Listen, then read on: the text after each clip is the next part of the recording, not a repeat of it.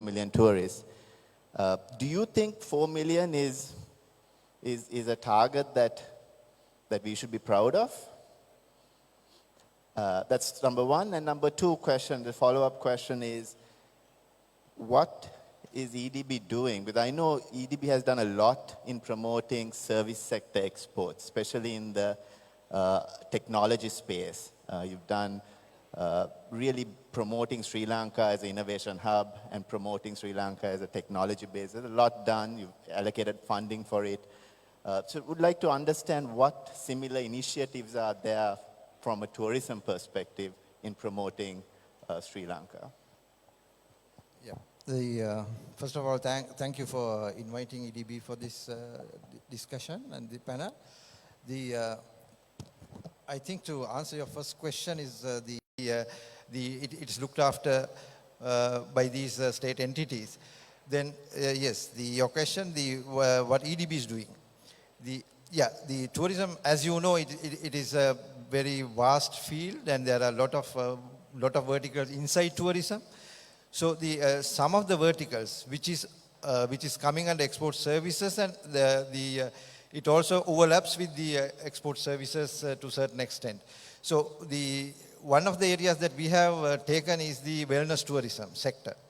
So we have seen that it is not much in focus in Sri Lanka, at least 4 or 5 years back. And we took it, and then we are trying to develop that sector. So we got some expertise down, and then then we have identified it as one of the strategic sectors in the national export strategy. So when it comes to the wellness tourism, it is a part of the health services exports of Sri Lanka. So there are a lot of health-related services that we do. As an example, some of the laboratory services that we are trying to promote from Sri Lanka. So this also for the Western medicine as well as the Ayurvedic sector. So we are having a holistic approach for this wellness tourism sector, and then we are trying to develop that sector, and we have seen that a lot of spending is going on in this sector. If you take the per capita spending in tourism sector, so this is one of the sectors which is very lucrative for tourism.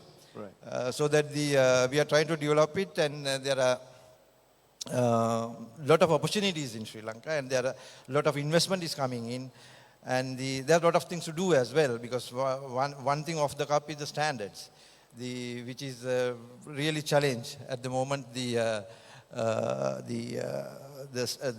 developing standards, and this wellness tourism sector, that we have developed a strategy for the wellness tourism sector under national export strategy.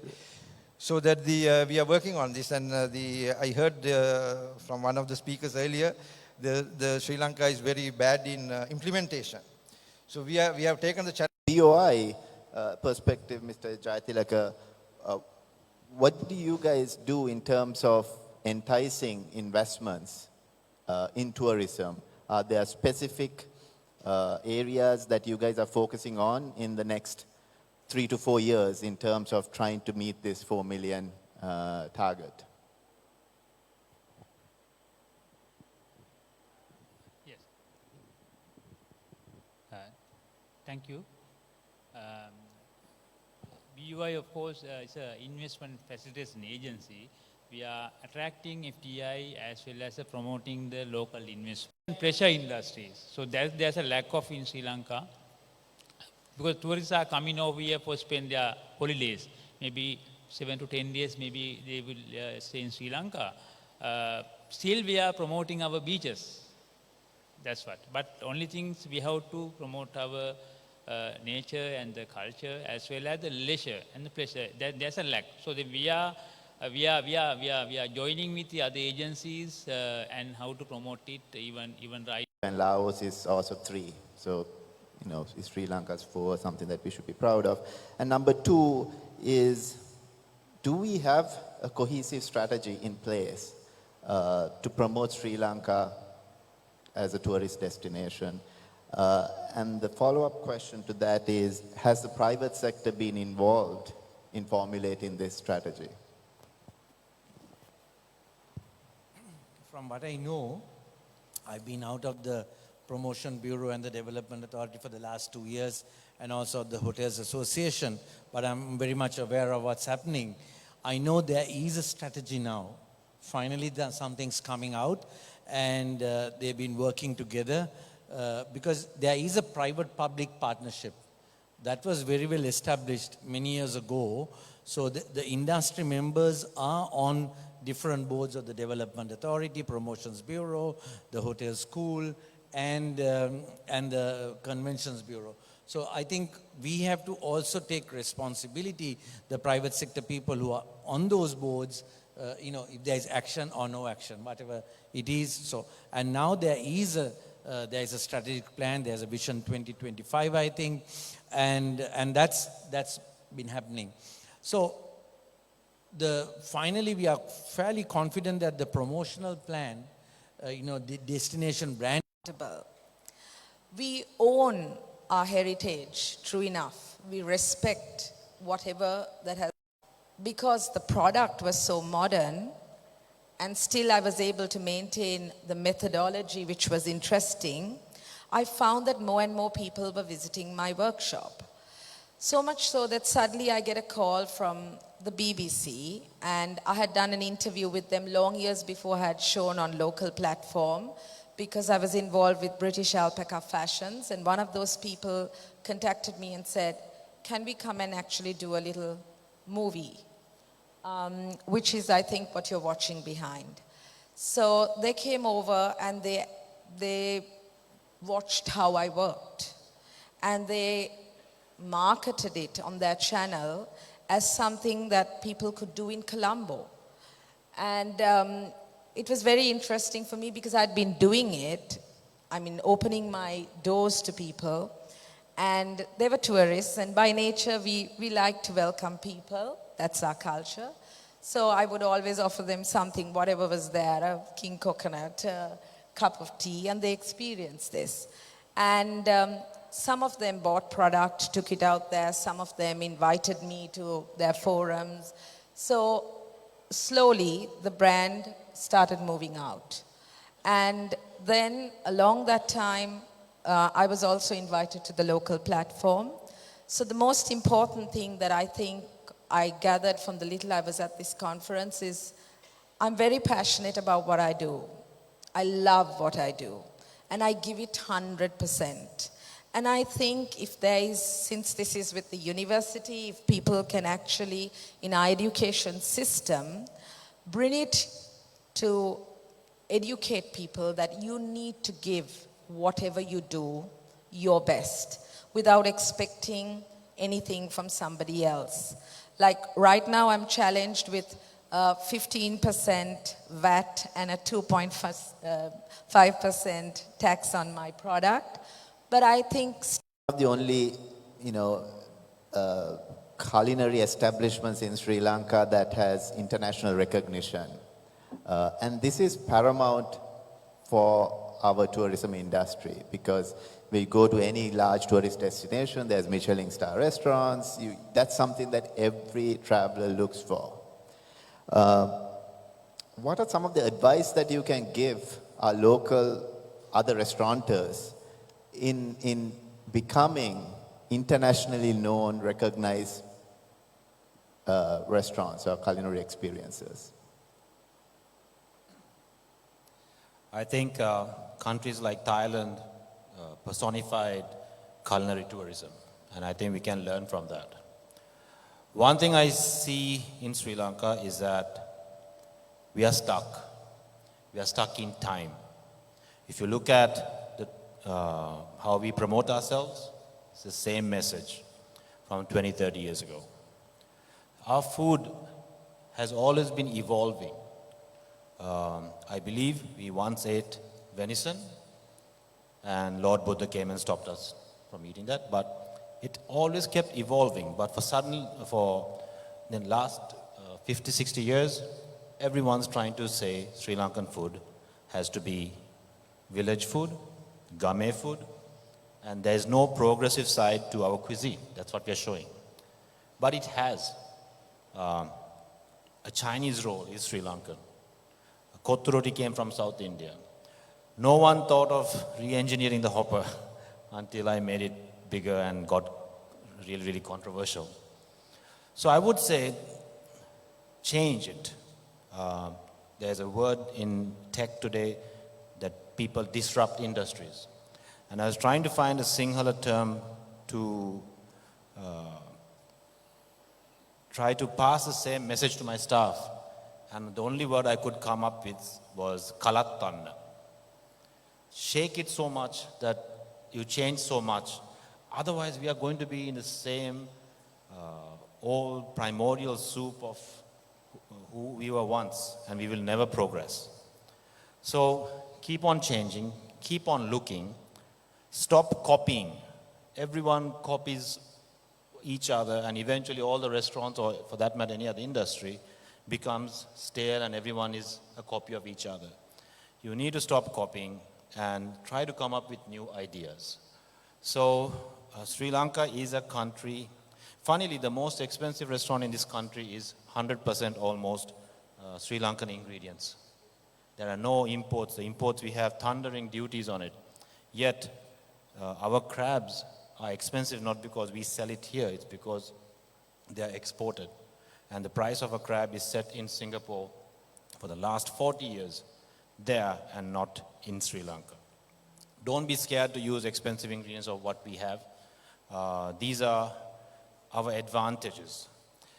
I sought out to make Ministry of Crab because it annoyed the living daylights out of me that crabs in Singapore were more famous than here. It was our crab. And the idea of the word Ministry of Crab came because it required an institution, an institutional name to make this crab strong in Sri Lanka, our own crab.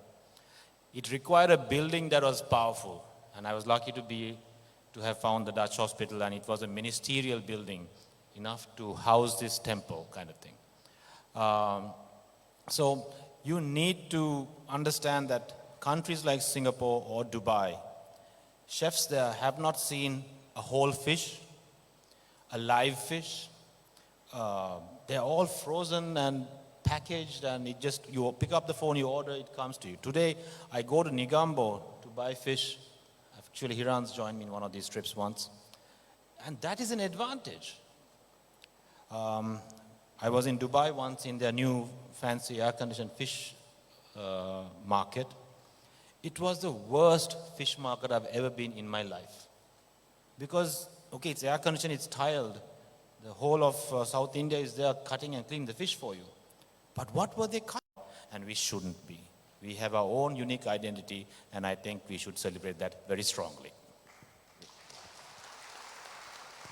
Well, yeah, I totally agree with you. I think our Sri Lanka buffet culture has really dumbed down our chefs to creating the same generic product over and over again, which is what in other countries you have very different cuisines in different hotels or different tasting food.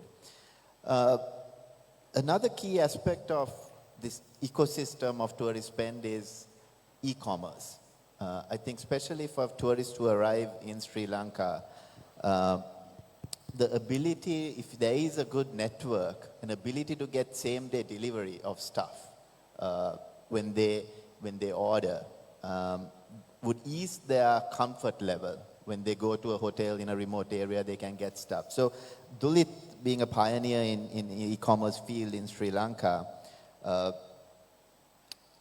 so the large part of that success really relies on last mile logistics for vendors. How have you seen that last mile logistics in Sri Lanka evolve and the solutions around it? Thanks, Kumadhu, for the question. You know, last mile does not end in Sri Lanka, actually. Last mile can end in somebody's house in California, delivering a dil mati. Right? So what I am seeing, a new dream that I'm waking up to now is the potential of two products in Sri Lanka, specifically cinnamon and tea. If you look at just cinnamon, I don't think everybody knows we are number one in the world, right? It's a big deal. 32% of cinnamon in the world is exported by Sri Lanka. And our revenue is only 200 million last year. 200 million is peanuts. For being $9 does not come to Sri Lanka, we are only getting peanuts. So there's a huge potential in this. So I am really keen on, we just secured the Amazon country account a few months ago for Sri Lanka. We just shipped the first 40-footer container directly to Amazon last week, full of these products. So there are brands like Dilma, Danko Tours, Sparsilon. I can name 20 brands that are globally recognized, but they are not available on end consumer markets on e-commerce, where people can directly buy, pay a premium. I want that $25 to come to Sri Lanka directly. Why? I mean, you had to do that, go through other people 10 years ago when you didn't have a way to directly sell to consumer, but there is now because of cross-border e-commerce. So that's really high on the agenda. Good. And the follow-up question, you have the license for Amazon as well, right? Kapruka has the country account for Amazon. So is enabling these brands that you mentioned, Sparsilon, the Batiks and other products to actually go into the global space, now that channel or window is open, is it? Yeah, exactly. So if anybody wants to sell on Amazon, we can get them listed depending on the qualification. Because, we are always worried about our market size, right? That's if you only think about Sri Lanka. If you simply list a product in the Western marketplaces, you are suddenly reaching 400 million experienced e-commerce buyers. But the brand has to be known. Otherwise, they're not going to search for it. Good. Hiran, I know you're involved in the hotel sector, but then there's the whole support industries around the hotels, the restaurants, the laundries, sightseeing, curated experiences. How do you see those? Because personally, I'm seeing a lot of development in the hotel sector. We have fantastic hotels, probably best hotels in the world. But what we're lacking is the support systems around it. There are few areas in Sri Lanka like Negombo, Hikkadua, Unawatuna, where there is some little areas of, clusters that have emerged. And they have emerged organically. Is there a role for an industry body or government to play in creating these ecosystems around hotels? I don't think we must wait for the government to do it. I mean, you mentioned Negombo. I'm glad you did. Because Negombo just evolved. There was no governmental support at all. But Negombo evolved as a resort purely with the hoteliers opening out. I mean, none of the hoteliers in Negombo sold all inclusive, right? It was either bed and breakfast or half board, which meant there was space for the restaurants, the bars, the spas, and every little thing to come out. So if once you do that, it's mainly the local people who have opened restaurants and bars over there in Negombo. Same in Hikkadua, same in Unawatana, right? So once you do that, now I hope the same will happen in Pasikuda. Pasikuda is a fantastic resort. Beaches are very, very good, exceptionally good, right? It's probably one of the best in the world. But there is no other support structure like there isn't a single restaurant outside, single bar outside, nothing outside. So what do? If you want to go out, you walk from one hotel to another hotel. But people like to go out and meet the local people, eat in a local restaurant or whatever it is. So I think that should evolve. It will evolve. So without waiting for somebody else to do it or government telling me, government didn't tell us to build hotels. No one did, right? We did it on our own. So similarly, I mean, when you open, when you create that space, someone must grab that opportunity. Maybe some of the students who are at the university now, right? Let them be entrepreneurs and go out to those areas and open restaurants or bars or whatever it is, Absolutely. So, and in Negombo example, it's interesting what you said was the hoteliers around Negombo kind of made an effort to help local startups to boost that? Had we sold all inclusive, there wouldn't be a single bar or restaurant outside, because then people will be all cocooned inside one particular property. And that's not tourism, that's not experiential travel. You know, that's what people are talking of, experiential travel. So that's, you have to open it out. So don't worry about the short-term gains, but look at the long-term journey. Interesting. So from a BOI perspective, Mr. Jayathilaga, are there, BOI supports large infrastructure projects, capital-intensive infrastructure projects. The type of stuff that Hiran is talking about is more service-related industries. Is there room for BOI to facilitate some investments and incentives to promote these industries? More service-based industries, which are not capital-intensive. Yeah, yes. So, though we are promoting our investment FDI, but we are supporting with even other government agencies. We are engaged with them to support for them to promote other infrastructure development. But the BOI, of course, we are promoting the industrial zones.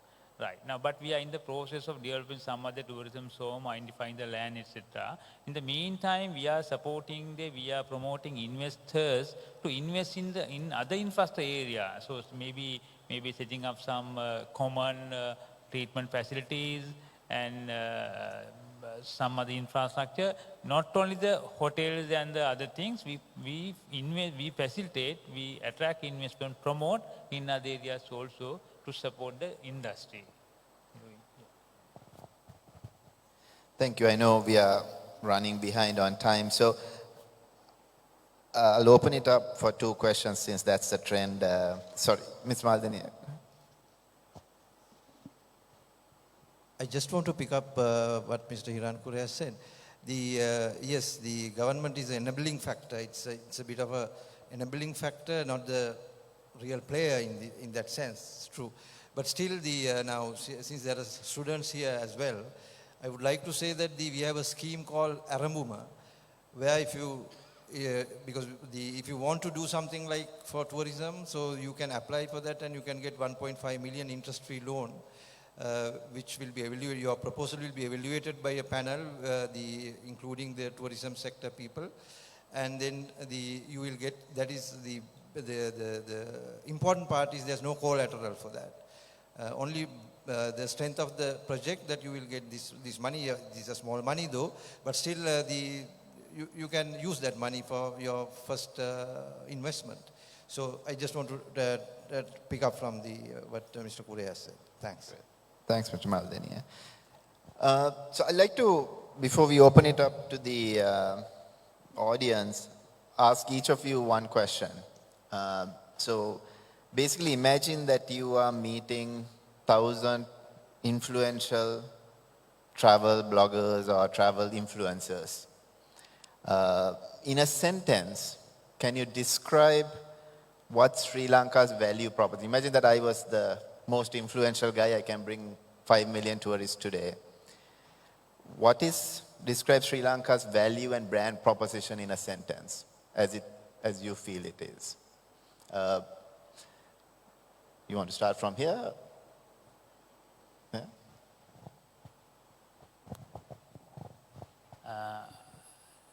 Really now, though we focus for the investment promotion, so we are supporting for other agencies for even for other services, even the branding and the things.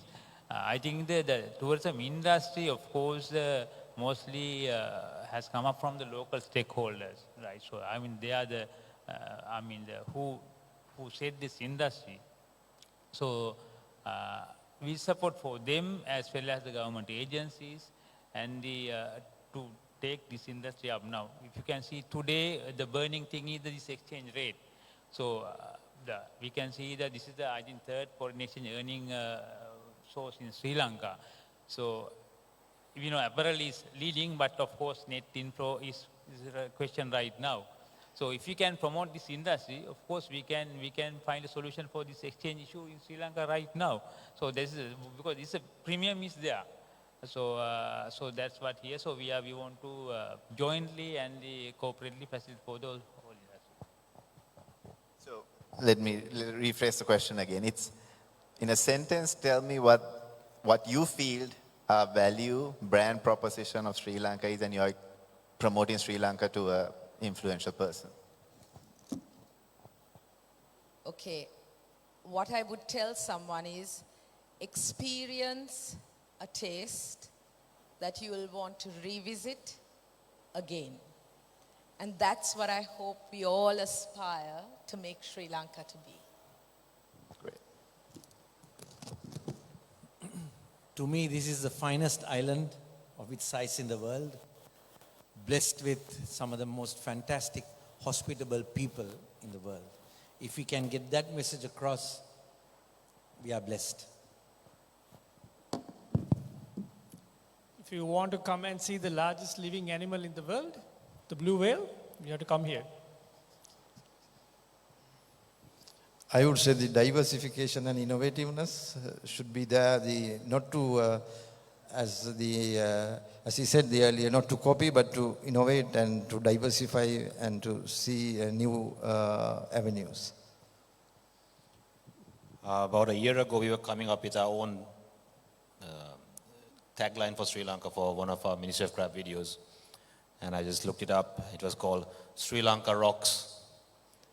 Have pictures of Sigiriya, gems, waves, crabs, tea. I think we are unique. Hiran's right, we are one of the finest islands in the world, but I think you need to connect it to the generations to understand and have some fun with it. And I think we need to stop all this serious taglines that's coming from the 70s and make it just 2 words. Perfect. Great thoughts, guys. Thank you for a great panel. So, keeping with tradition, we'll go for 2 questions.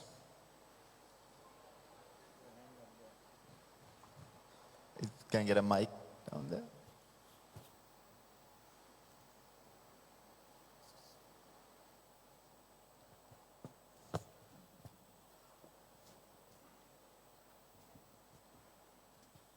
My name is Ruhan Ratnayaka.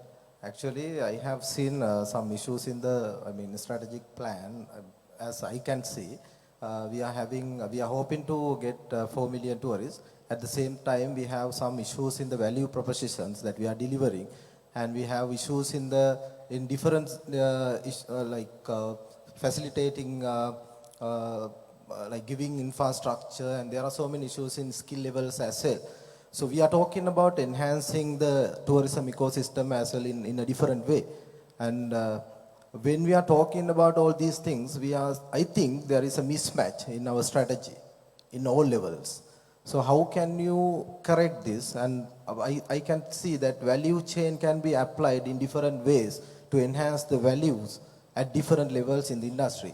So why don't you look at that level, that approach, and enhance the value, and then look at the increase in numbers at a different level? So this is my question. Is that the question directed towards anybody in particular? No, actually, anybody can answer. Okay, so Are you a lecturer? Are you an academic? I have academic background as well, yes. Okay, it's a very academical question. That's why I asked you that. See, every country will have issues, right? We talk of value proposition, this proposition, that proposition, all these theories, right? No country can say our tourism is perfect. Is our service going to be perfect? No way. You're dealing with humans, right? You will continue to deal with humans. Today my service will be perfect, tomorrow it will be not. Same guy will be serving, right? So therefore, it is a constant, management of things, right? Today you find something wrong, you fix that, you move on. You identify what is good or bad, you move on, right? So we are targeting 4 million, fine. and then we have a plan to host those 4 million people. We may never get it right, right? Most countries have never got it right, but that doesn't stop them from promoting the destination. That doesn't stop them from moving forward. You continue to move forward, knowing very well that you have your strengths and weaknesses. You identify the weaknesses, you work towards that. So you keep improving. I wouldn't stop moving forward. That's a very negative way of looking at it, very academic way of looking at it.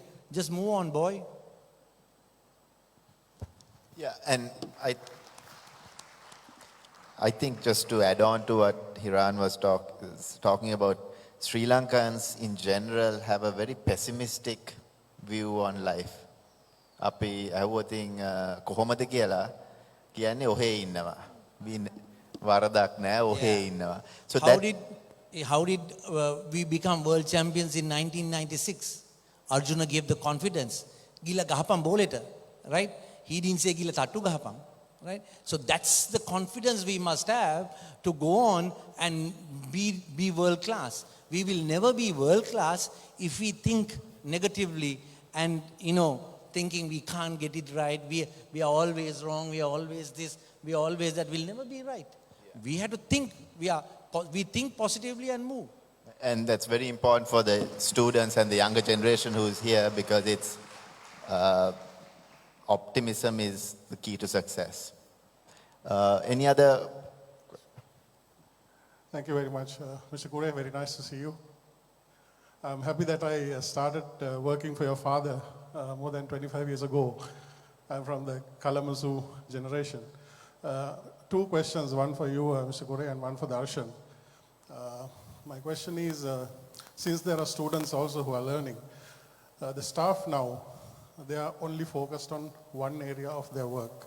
If you train them on tourism, or if you train them on hospitality, they would know only one area of their work, whereas during our time, we were focused on every department. I worked in a reception, but I knew what was happening in a kitchen, what was happening in the restaurant. So there is a lack of focus, particularly, I'm not blaming, there's a lack of focus from the new students. They are only geared to do one thing. So your thoughts on that, sir? And secondly, to Darshan, my clients ask me, is there a Michelin star restaurant here, officially named a Michelin star restaurant? Thank you very much. My answer is very short, so I'll go first. Michelin is a tire company that started rating restaurants and inns in a particular city. If they don't rate a particular city, no restaurant in that city gets a Michelin rating. For instance, Singapore got it 2 years ago. Bangkok last year. So Singapore 3 years ago, Bangkok last year. So until that day, 3 years ago in Singapore, Singapore had no Michelin stars. And people at Tourist Board, Singapore Tourist Board and Tourism Thailand, they sponsored it. They actually paid Michelin to come to their cities.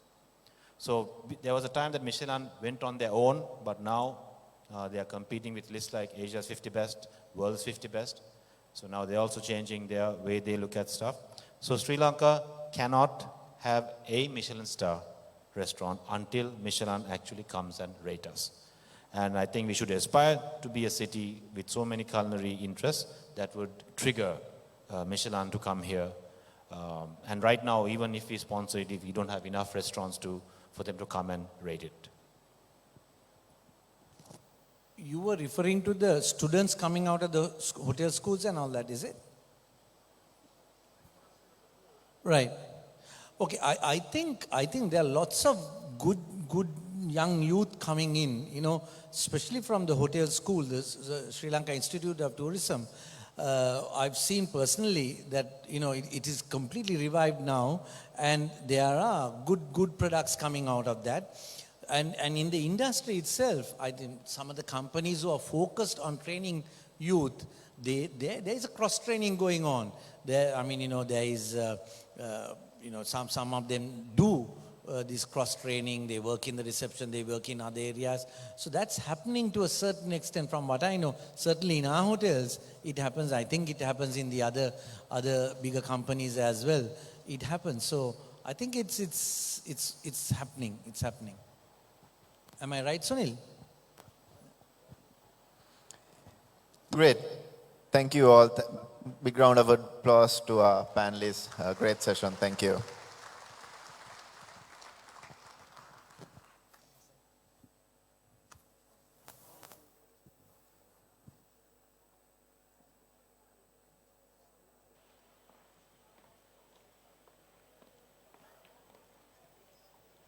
Thank you very much to our panel chair and our panelists, and I would like to invite once again on stage Dr. Suranga Silva, founder and coordinator of Master in Tourism, Economics and Hotel Management, who will be accompanied by Mr. Upali Ratnayaka, Director General of SLTTA, and Mr. Kasana Benayaka, lecturer in charge of Tourism Leaders Summit, to please come forward to present tokens of appreciation to our panel chair and our panelists.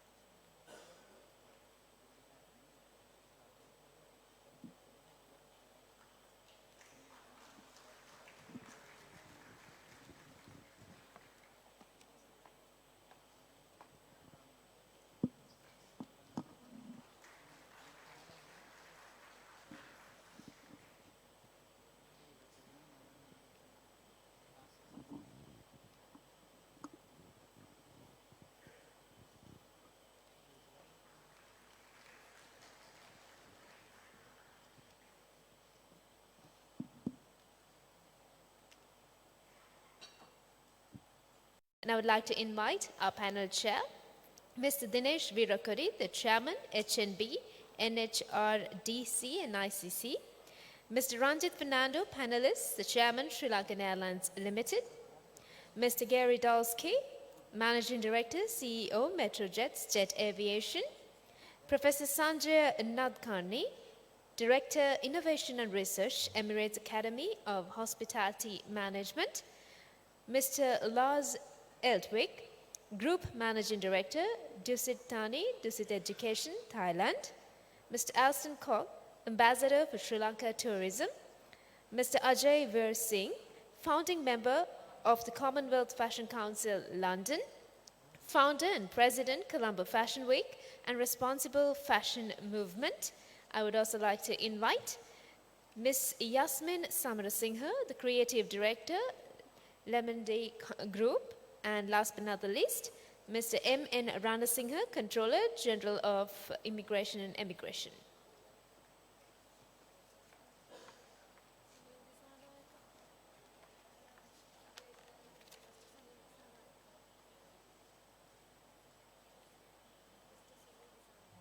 I would also like to invite Mr. Sunil Dissanayake.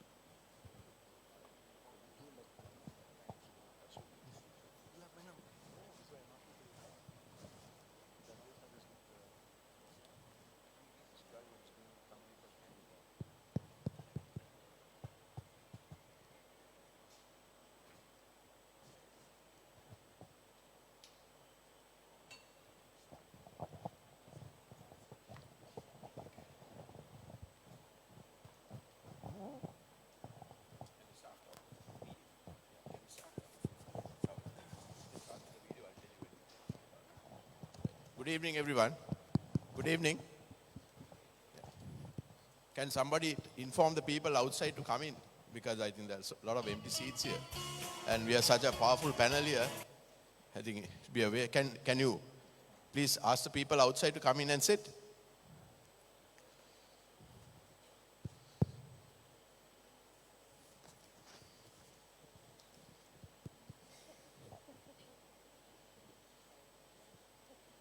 Right, can we start off with the video clip?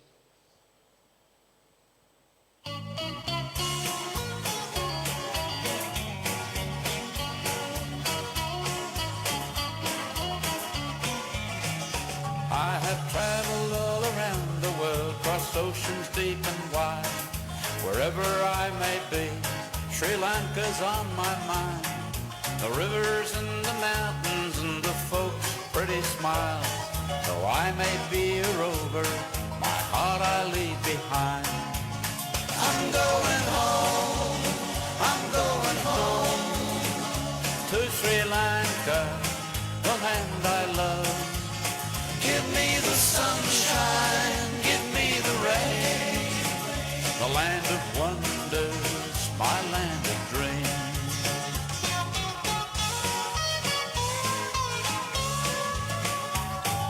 I've been to many cities, to Paris and to Rome. Nothing can compare to this land they call their own.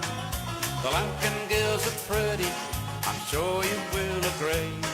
If you don't believe me, mate, just come along with me. I'm going home, I'm going home to Sri Lanka, the land I love. Give me the sunshine, give me the rain, the land of wonders, my land of dreams.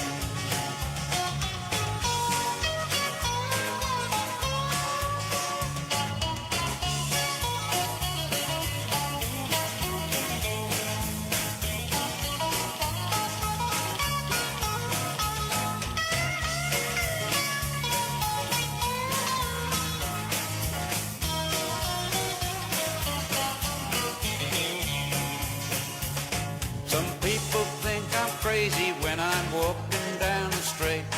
I say, g'day, how you going? To everyone I meet. So give me a toddy and a mat by the sea. I'm proud to love Sri Lanka, the land of all my dreams. I'm going home, I'm going home to Sri Lanka, the land I love. Give me the sunshine, give me the rain, the land of wonders, my land of dreams. I'm going home, I'm going home to Sri Lanka, the land I love. Give me the sunshine, give me the rain, the land of wonders, the land of dreams.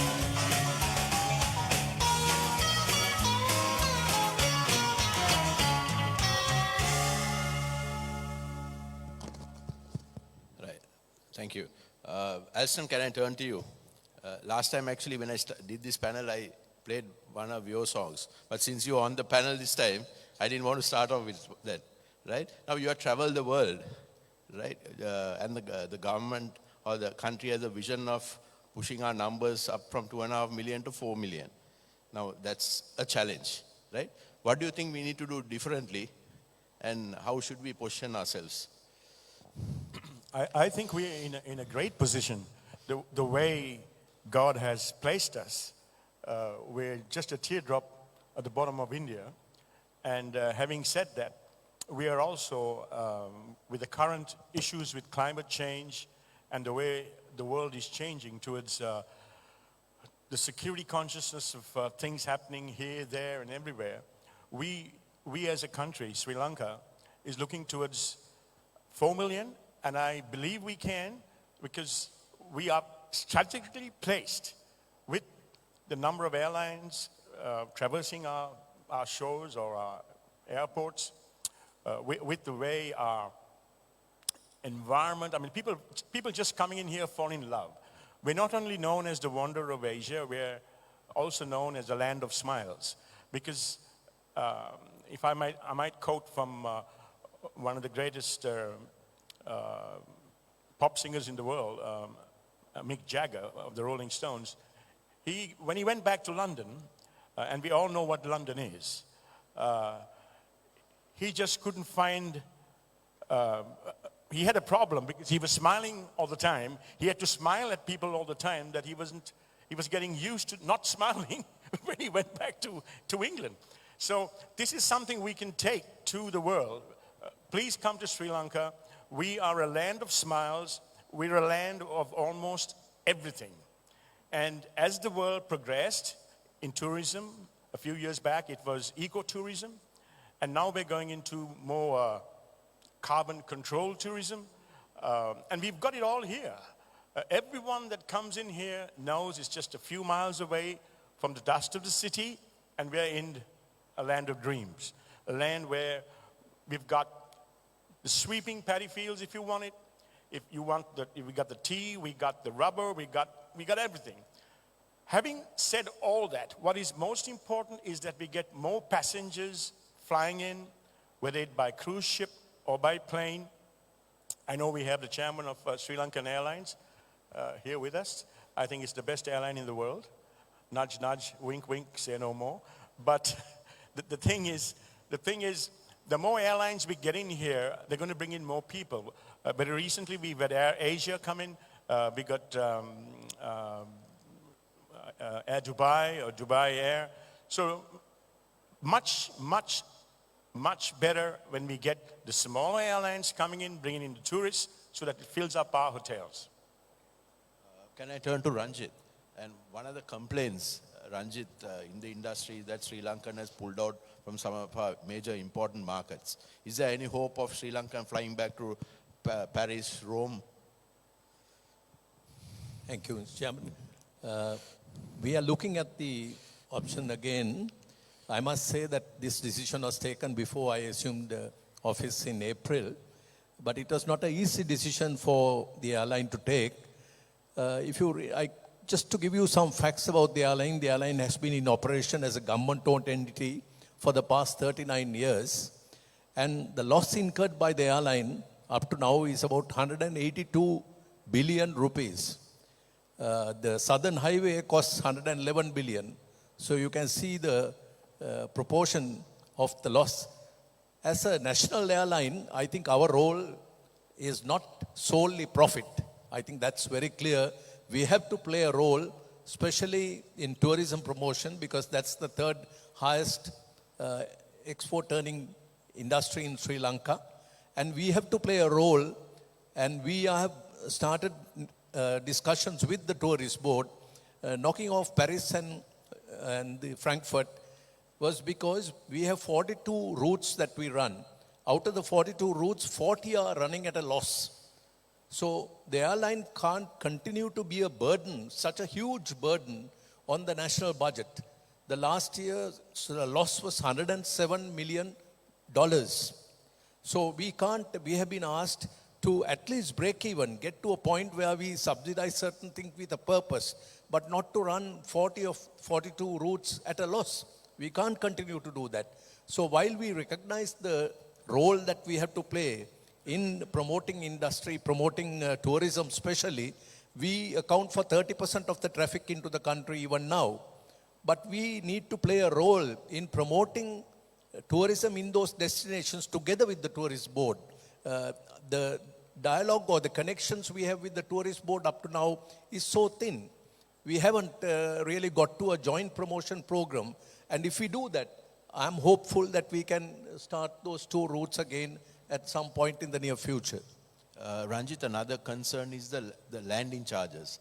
Often I hear industry leaders saying that airlines pay the highest charges in Sri Lanka. Is that true, and is there a way the landing charges and airport charges? Yeah, that is, I think, somewhat right, because we have a monopoly on the landing rights. So that's under pressure now. At some point, we have to really look at international rates and come up with rates which are competitive with other destinations, because the airlines are complaining. We are looking at that now. That's correct, I think. Yeah, okay. Ajay, can I turn to you? what do we need to do to make our destination more competitive for travelers? I think there are lots of things. For one thing, Yeah. we are overstaffed today, and we have a huge debt, legacy debt, which is on the balance sheet. We have $750 million of debt in the balance sheet. And that debt was not incurred in buying planes. Yeah. It was funding past losses. So in the profit and loss account, you have the interest costs of that 750 debt, but no income coming in as a result of that, because that was spent on funding losses, not in financing profit-earning activity. So we have to, the government has agreed, we have a close dialogue with the government in trying to restructure the airline. So government has agreed in principle to take that debt away and allow us opportunity to become viable again. Not that the government is insisting huge profits from the airline, but it can't continue to be a burden on the budget. Yeah. Okay. What do we do to take the politics out of the airline? The politics. What do we need to do to take the politics out of the airline? I must say the 5 months I have spent as chairman, I have had no interference on the day-to-day running of the airline, because that was one of the conditions in which I accepted in the evening of my life to really take this responsibility. I must say, in fairness to government, they have not interfered in the day-to-day running of the, but of course on a policy level, it's their airline, it's the government's airline. So we have a very close dialogue, but operationally we have been left independent. Ajay, can I turn to you? What do you think we need to do to improve the quality of our product, the tourism product that we offer here? See, I feel that, say, if you take Colombo as a city, so, okay, you have the hotels, you have the natural landscapes and the beauty that is around. I feel the emotional event properties is one thing which is a completely open. In fact, last year, Dhammika Pereira made this comment that the hotel is 5-star. When you move out of the hotel, it drops down to 2-star. Well, yeah, it's somewhat like that, you know. So the idea is, like, for example, even if you look at, say, Spain, for example, they do the bull run there, or you have the tomato festivals in Valencia. You know, those festivals have somehow given a hook in people's mind that when we go there, we shop, we eat, and we see. You know, so if we have the same equation here in Colombo, shop, eat, and see, you know, we can pretty much judge where we stand on that. So I think there's a huge gap in terms of what we can create as emotional properties to kind of position Colombo as a city which is creative, or a vibrant, creative city. So, for example, when we do Colombo Fashion Week, it's a week of, activities where we showcase all the creative industries, not only fashion. So, or opportunities we did where we showcase Colombo Port as a venue to showcase. Again, you know, you bring fashion and glamour together because it somehow gives an emotional link to the whole thing. You know, or I feel there's a complete open opportunities there. To have hotels and, you know, beaches and, you know, beautiful properties, great. That sets the infrastructure. But I think we can go a level higher where you can have events of this nature, you know, which are international class. So that I think is a huge opportunity going forward that we can really, you know, work with. There is this talk of bringing Miss World to Sri Lanka in 2020. How do you think that will add value to our proposition? You know, it's interesting because I heard it's about a $5 million investment. Yeah, so it's the same as if you get F1 racing, you know. But when you get the international franchise like Ironman that we got here, those are interesting things because you need to create infrastructure to cater to these international franchises, which really build equity, right? That's one side of it, and it really helps. But I don't know the equation in terms of, you know, what you invest to bring them. The other is you create properties here using what our strengths are. You know, showcase our industries in a new way. Position Colombo as a city where people spend or can spend more time here. Yasmin, can I turn to you? In terms of events, do you think we do enough in Sri Lanka? Or what more can we do? Well, maybe just taking on from what Ajit was saying. And I work very much with the millennial market, and it's one of the words that I haven't really heard a huge amount today. I represent the destination wedding market, which is an $80 billion global, US dollar $80 billion global market. Sri Lanka doesn't really feature there. The Indian wedding market is $40 billion, but we really have what would take to cater to millennials, and obviously millennials being very much within the ages of 24, 29, which is the wedding age. One of the key factors for millennials is looking for experiences. So what you were saying, we promote the country, it's beautiful, all the rest of it that we all know, but what are the experiences? So within what I work in is weddings. And what we find here is it's very much tradition still. And we're really struggling in being able to really cater on the level we need to really grow. That said, I don't like to really focus on the issues, but the solutions. And I think there are many, and I'd like to come back to that maybe later on. Dino, can I turn to you? You run one of the most luxurious car rental service here, and I know you occasionally complain that there is no traction, right? What are some of the things that the government can do to help you to drive up revenue? Yeah, so I think the most important thing that we try to create is to bring in the luxury tourism into Sri Lanka. And one of the main things that we face is that, especially we like to create an end-to-end product so that a high quality traveler will come in through the airport and have a seamless departure from the airport through our cars, through our vehicles. But we face a lot of problems where we have to park the car, send the driver inside and bring in. So the paging in the airport is a problem. And that will also give a lot of issues for congestion of the transportation inside the airport. So, because we give a product where the tourists will actually experience an amazing wow factor when they get into a Mercedes and go to a five-star hotel in our beautiful highway. However, in between we lose some character, which we really like to enhance and get it out to support the affluent Chinese and all these affluent business people who travel to Sri Lanka. We need to give that product to complete.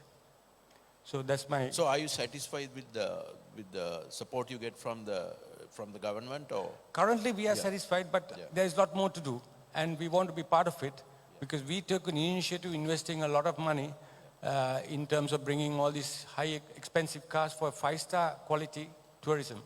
And I think if we engage in a 5-star quality tourism in Sri Lanka, everyone below the line will actually benefit. Because even the chauffeurs, drivers become chauffeurs, and they have very high quality lifestyle, which we can provide. But we have to make sure that we get that arrangement clear, Okay. Can I turn to the control of immigration? I think one of the complaints is that people have to spend a lot of time in the airport clearing immigration. What can we do to actually improve this? Because that's their first experience when they hit the immigration counters. And if they have to spend hours and hours, then... Dinesh, thank you very much for the question. Now, that's what I wanted to tell you now. When we are working together, we need to cooperate each other.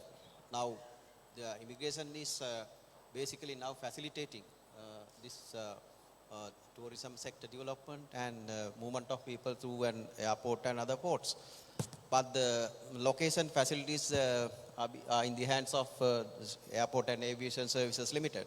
So they also need to understand the magnitude of work or the volume of work that we are handling daily basis, and then they should also facilitate. So that's what I'm telling now. When we work together, relevant sectoral agencies must work together and then maintain a desired level of discipline between the agencies.